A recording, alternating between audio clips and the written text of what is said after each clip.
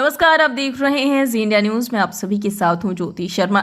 बिहार में आज विधानसभा चुनाव के पहले फेज का मतदान समाप्त हो चुका है, लेकिन इसी बीच केसरिया विधानसभा के बुद्धा कैफेटेरिया के मैदान में देश के यशस्वी रक्षा मंत्री राजनाथ सिंह ने एनडीए प्रत्याशी शालिनी मिश्रा के पक्ष में आयोजित सभा को संबोधित किया। कार्यक्रम में भारी जनसमूह उमड़ पड़ा। लोगों ने उत्साह एवं जोश से उनका स्वागत किया। संबोधित करते हुए उन्होंने कहा कि आज का भारत कमजोर भारत नहीं है। पहले विदेशों में भारत की बातों को सुनना लोग महत्वपूर्ण नहीं समझते थे, लेकिन आज स्थिति बदल चुकी है। आज हमारे बातों को ध्यान से सुना जाता है और माना भी जाता है। यह आज का भारत है। वहीं आज हमारे को कोई भी कुछ करे, हम किसी को छोड़ते नहीं हैं। वहीं उन्होंने सेना के जवानों के बारे में भी विस्तार से चर्चा किया। पहले हमारे सेना के जवान विदेशों में आए हुए हथियारों को इस्तेमाल करते थे, उसी से लड़ते थे, लेकिन अब हमने अपने देश में ही हथियार निर्माण करना शुरू कर दिया है। आज हमने विदेशों से करीब 26,000 करोड़ रुपए का हथियार भेजा है। हमारे बिहार में बहुत सी संभावना है। ऐसी समस्याएं आएंगी जबकि तोप, मिसाइलें और गोला बारूद बनेगा। यहाँ सैनिक कॉरिडोर का निर्माण किया जाएगा, जिसका उपयोग सेना के द्वारा किया जाएगा। उन्होंने लालू शासन काल का भी याद दिलाया। उस समस्या में शासन काल में क्या सुविधाएं मिलती थी और आज क्या मिलती है, और नीतीश कुमार की व्यक्तित्व पर भी कोई भी भ्रष्टाचार का दाग नहीं है। इसलिए नीतीश कुमार को एवं एनडीए को जिताएं। उन्होंने कहा कि शालिनी मिश्रा एक जुझारू महिला है, विधानसभा में अपनी आवाज को हमेशा बुलंद करती हैं, इसलिए बढ़ चढ़ कर उन्हें वोट करें। 2/3 बहुमत से सरकार बनाने जा रही है, तो यह कहना भी अतिशयोक्तिपूर्ण नहीं होगा। बहनों भाइयों, पिछले 1.5-2 दशक से एनडीए की सरकार को काम करते हुए आपने देखा है, और श्री नीतीश कुमार जी के नेतृत्व में उसके पहले की भी सरकार को, यानी आरजेडी की सरकार को लालू जी के नेतृत्व में काम करते हुए देखा है।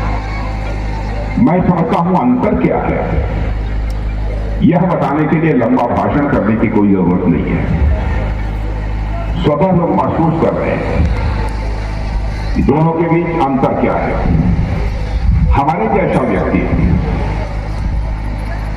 यदि विचार करता है तो इस नतीजे पर पहुंचता है, ठीक है, विकास नहीं हुआ, नीतीश जी के समय हुआ। सबसे बड़ी बात मैं किसी राजनेता के जीवन की यह मानता हूं कि राजनेता ऐसा होना चाहिए जो कहे व करे, और साथ ही यदि सार्वजनिक जीवन में वह काम कर रहा है तो उसके दामन के ऊपर कोई भ्रष्टाचार की दाग नहीं लगनी चाहिए।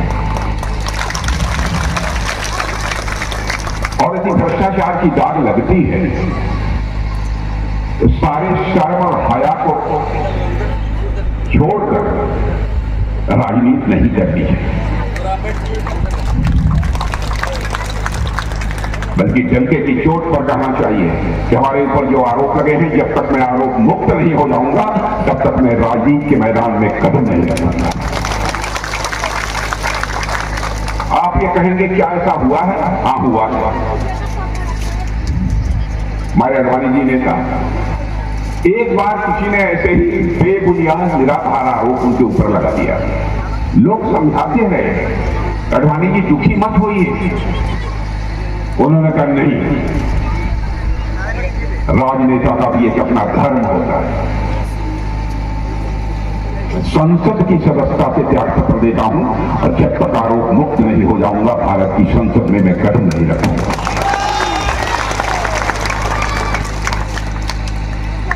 बहनों भाइयों, आजकल क्या हो रहा है? भ्रष्टाचार के गंभीर आरोप लगे, उसके बाद भी सीना चौड़ा करके लोग जनता के सामने बोल रहे हैं। कहां भारत के लोकतंत्र को ले जाना चाहते हैं? अंतर्राष्ट्रीय जगत में भारत की क्या छवि बनाना चाहते हैं? लेकिन मुझे नाज है, फक्र है इस बात का, इसके लिए वोट मांगने आया हूं। इस नेता को मुख्यमंत्री बनाने के लिए, अपील करने के लिए आया हूं। बहनों भाइयों, 20 वर्षों के शासनकाल में, उसके पहले भी वह रेल मंत्री थे। कोई मां का लालू मुझे उठाकर नहीं कह सकता उनके दामन पर कोई भ्रष्टाचार की दाग लगी हुई। इससे बड़ी उपलब्धि राजनीतिक क्षेत्र में काम करने वाले के लिए क्या हो सकती है?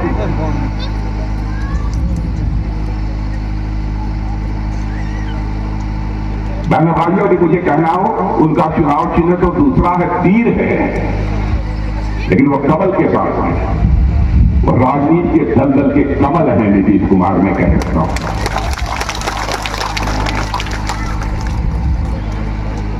विकास कार्यों का जहां तक सवाल है, मुझसे बेहतर आप जानते हैं क्या किया है उन्होंने, क्या नहीं किया है। बड़ी संख्या में, मैं दावे के साथ कह सकता हूं, पहली बार यह हुआ है कि लगभग 3-4 करोड़ के आसपास लोग बिहार में गरीबी रेखा से बाहर हुए हैं नीतीश कुमार के शासनकाल में। बहुत सारी उपलब्धियां हैं।